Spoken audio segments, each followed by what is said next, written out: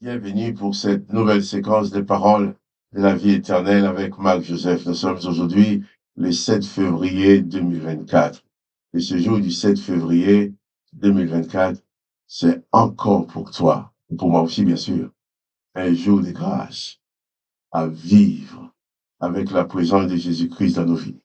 Un jour de grâce même dans ce monde de tourments, dans ce monde où nous avons l'impression que tout va mal, dans ce monde où les difficultés sont là, mais au-dessus de toutes ces difficultés, souviens-toi que Jésus-Christ est là dans ta vie et il domine. Jésus-Christ, dans son amour et par sa toute puissance, maîtrise et maîtrisera chaque événement dans ta vie. Donc, pas de panique. Ne te laisse pas aller à la peur, à la terreur. Ne te laisse pas aller au découragement. Ne te laisse pas aller à la déprime.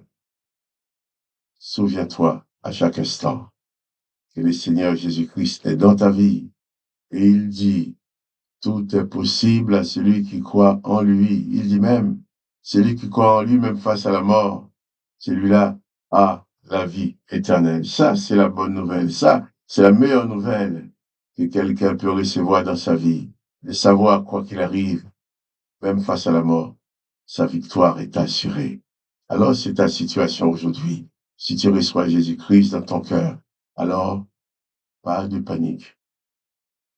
Réalise pleinement la présence de Jésus-Christ et sois en paix, et que ta vie soit une vie de paix, une vie de confiance et de tranquillité, sans aucune forme de peur et de terreur, parce que le Seigneur Jésus qui est avec toi dit bien que tout est possible quand il est là.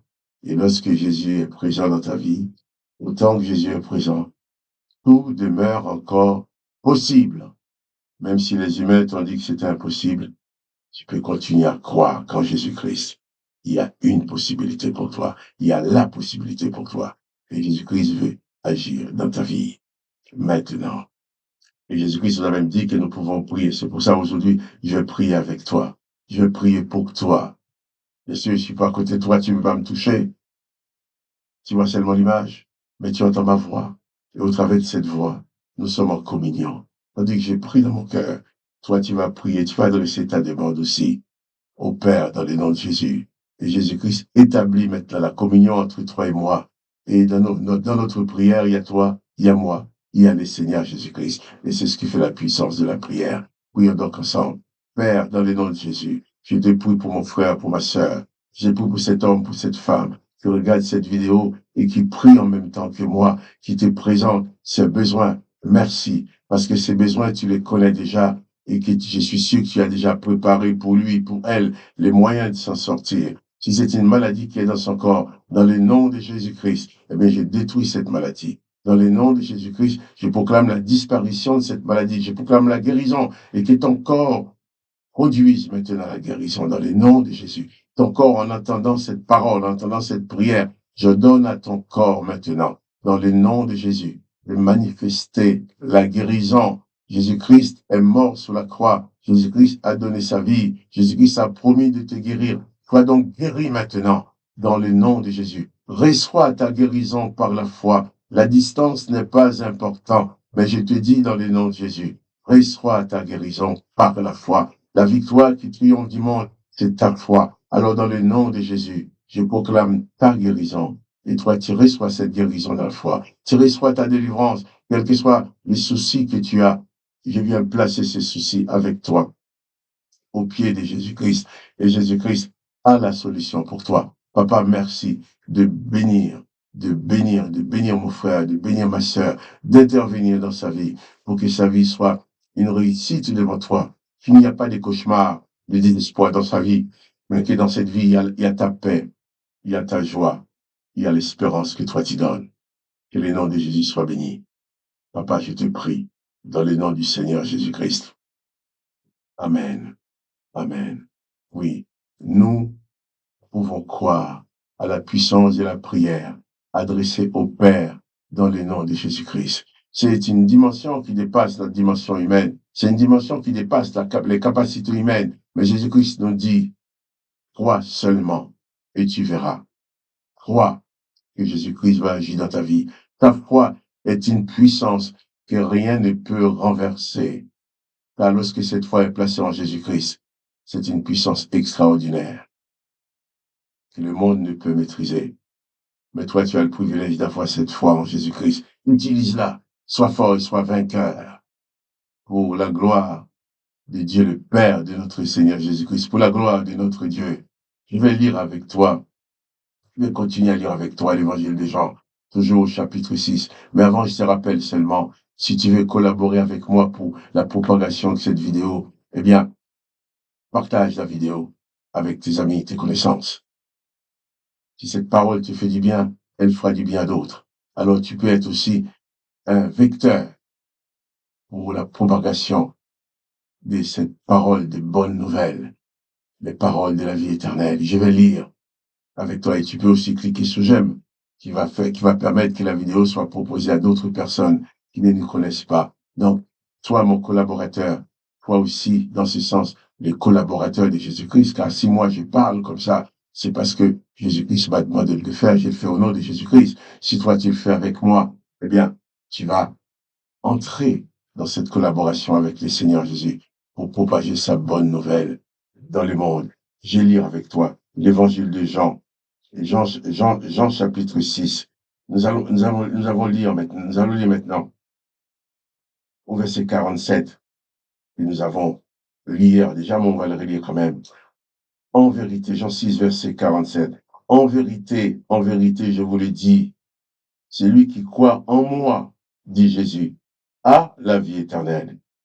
Je suis le pain de vie. Voilà. Jésus dit, celui qui croit en lui a la vie éternelle parce qu'il est le pain de vie. Ça peut nous rappeler ces derniers repas que Jésus a pris avec ses disciples, le repas de Pessah, les Pâques. Il a célébré avec ses disciples qui étaient comme lui des Juifs. Donc, ils ont célébré Pessah. Mais Jésus l'a fait à l'avance avec ses disciples. Ça peut nous rappeler cette scène qui nous dit, lorsque Jésus mangeait le pain de Pessah et qu'il a bu le vin de Pessah avec ses disciples, il a pris du pain, il leur a dit, ceci représente mon corps, ceci c'est mon corps. Il a pris le vin, il a dit, ceci est mon sang. Il leur a dit, c'est lui qui mange ce pain et qui boit ce vin annonce sa mort, sa résurrection et son retour. Jésus a utilisé ces symboles que connaissaient bien les Juifs pour dire que ce pain, c'est comme son corps. Et c'est pour ça que Jésus va dire, je suis le pain de vie. Ah oui, tous nous mangeons le pain. Le pain, avec autre chose que nous mettons là-dedans. On met le pain partout. Et ce pain-là, qu'est-ce qu'il va faire? Il va nourrir nos corps. Et quand on en mange trop, ça peut nous faire grossir. Si on ne mange pas du tout ou pas assez, on peut maigrir. Mais Jésus parle de son corps, de lui-même, sa personne. Le pain que nous mangeons, que nous achetons chez le boulanger, ce pain-là va nourrir nos corps. Mais Jésus se présente en tant que pain qui nourrit ton esprit, qui nourrit ton âme. De même que si ton corps ne mange pas, il tombe en défaillance. Si ton âme, ton esprit ne mange pas, ne consomme pas cette présence de Jésus-Christ qui est le pain de vie, eh bien, cet esprit, cette âme va tomber aussi en défaillance. C'est ainsi on voit des gens qui sont dans le désespoir, qui se suicident, des gens qui sont dans le désespoir, qui plongent dans la déprime, dans le découragement. C'est pas parce que leur corps est malade, bien entendu, les médecins vont faire le maximum qu'ils peuvent pour les aider à s'en sortir, vont leur donner des médicaments. Mais ces médicaments vont agir sur quoi? Vont agir sur le corps, vont anesthésier la douleur du corps. Mais la douleur de l'esprit, personne ne peut l'enlever. Il n'y a que Jésus-Christ, la présence de Jésus-Christ. Il n'y a que le pain qui représente Jésus-Christ, qui peut nourrir l'esprit pour lui rendre fort, qui peut nourrir l'âme pour la rendre forte, en sorte que dans les moments difficiles, l'âme et l'esprit puissent avoir suffisamment d'énergie pour tenir. Ainsi, même dans les moments difficiles, l'esprit qui est bien nourri de la présence de Jésus-Christ, cet esprit-là va tenir, même si les choses sont difficiles.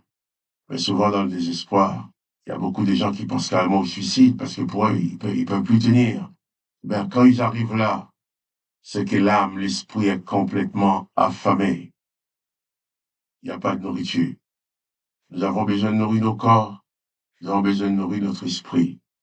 Et le pain spirituel qui nourrit l'esprit, c'est la présence de Jésus-Christ. On te dit, si tu veux être costaud, tu veux être fort, avoir de l'énergie, il faut faire du sport, il faut manger pour le corps. Mais si tu veux être fort, tu veux être solide dans l'esprit, il faut s'attacher à Jésus-Christ. Il faut que l'esprit de Jésus-Christ vienne habiter ton corps, à côté de ton esprit, au-dessus de ton esprit. Il y a ton esprit qui est dans ton corps, mais tu ajoutes l'esprit de Jésus-Christ dans ce même corps. Il y a deux. Jésus-Christ va te nourrir.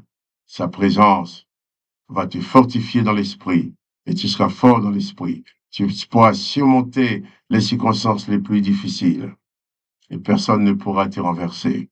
Et Jésus-Christ dit aussi, mais le jour que tu seras dans l'obligation de quitter ce corps, et bien quand tu quitteras le corps, ton esprit qui était toujours déjà jumelé avec l'esprit de Jésus-Christ restera toujours dans ce jumelage, cette communion avec l'esprit de Jésus-Christ. Et si Jésus-Christ dit au Père, là où il est, il veut que tu y sois aussi. Alors, ton espérance, c'est d'être un jour assis à la droite de Dieu le Père avec Jésus-Christ. Il dit là où il est, là aussi, nous serons. Que son Seigneur soit béni. Prends conscience de ces privilèges que tu as d'avoir Jésus-Christ dans ta vie. Qui dit, celui qui croit en moi a la vie éternelle. Qui dit, je suis le pain de vie. Jésus-Christ, c'est le pain qui nourrit ton esprit, qui nourrit ton âme, en sorte que tu ne tombes pas en défaillance, en sorte que même la mort ne puisse avoir la victoire sur toi, parce que l'esprit de Jésus-Christ est jumelé avec ton esprit. Ton esprit est dans l'esprit de Jésus-Christ. L'esprit de Jésus-Christ est dans ton esprit. Et là, c'est la clé de la victoire. Alors, réalise cela, bannis la panique, bannis la peur, la terreur, en sorte que chaque jour dans ta vie, les noms du Père soient glorifiés. Et les noms de Jésus-Christ aussi soient glorifiés. Et que toi, chaque jour dans ta vie, tu sois béni. Quant à moi, Marc-Joseph, je te dis, souviens-toi, n'oublie pas que Jésus-Christ est avec toi. Donc, pas de panique. Attache-toi à Jésus-Christ. Prends conscience de sa continuelle présence dans ta vie. Et sois vainqueur. Et je dis aussi, si tu veux collaborer avec moi, partage la vidéo avec tes amis, tes connaissances.